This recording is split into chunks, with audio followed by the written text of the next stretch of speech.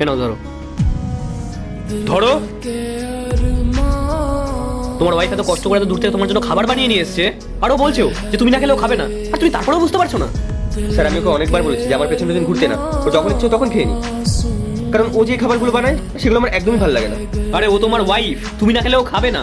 আমাদের সমাজে এখনো অনেক মহিলারা আছে যারা স্বামীদেরকে না খাইয়ে নিজেরা খাবার খায় না। আর এই সামান্য কথাটা তুমি বুঝতে পারছো না? স্যার সেসব আগে হতো, এখন যুগ পাল্টেছে, এখন কে এরকম করে?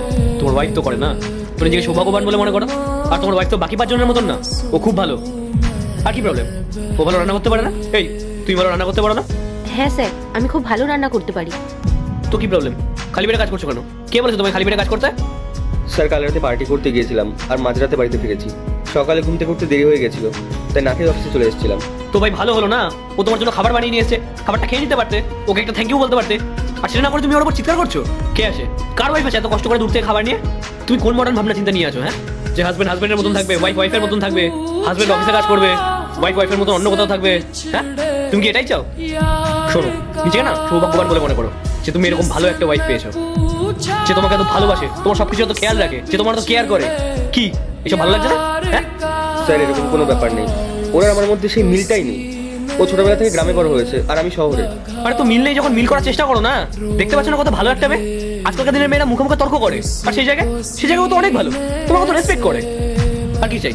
আর কি চাই আমাকে বলো? আর কি করলে তোমাদের মধ্যে মিল হবে বলো, আমিও শুনি, বলো। স্যার আমি শুধু এটাই বলি যে মাঝে মাঝে একটু মডার্ন ড্রেস করছে, কিন্তু ও পরে না স্যার। ও যখনই আমার সাথে বেরোয় হাতে শাখা পলা, গলায় মঙ্গলসূত্র এসব পরে বেরোয়। তো কি হয়েছে? ওর বিয়ে হয়ে গেছে, ও শাখাবেলা পড়বে না, সিঁদুর পড়বে না? আর ওর মধ্যে যে ভালো জিনিসগুলো রয়েছে সেগুলো তোমার ভালো লাগছে না, আর তোমার মধ্যে যে খারাপ জিনিসগুলো রয়েছে সেগুলো তোমার চোখে পড়ছে না। আরে ভাই ও তোমার ওয়াইফ হয়, ওর সাথে এরকম বাজে বিহেভিয়ার করো না। এই যে তুমি ওর সাথে বিহেভিয়ারগুলো করছো না, কাল যদিও তোমাকে ছেড়ে চলে যায় তখন তখন তুমি কি করবে? তখন বুঝতে পারবে যে ওয়াইফ কি জিনিস।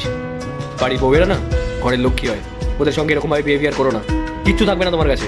সরি স্যার, আমার ভুল হয়ে গেছে, না জানি আমি আগের মাথায় ওকে কত কিছু বলে দিয়েছি।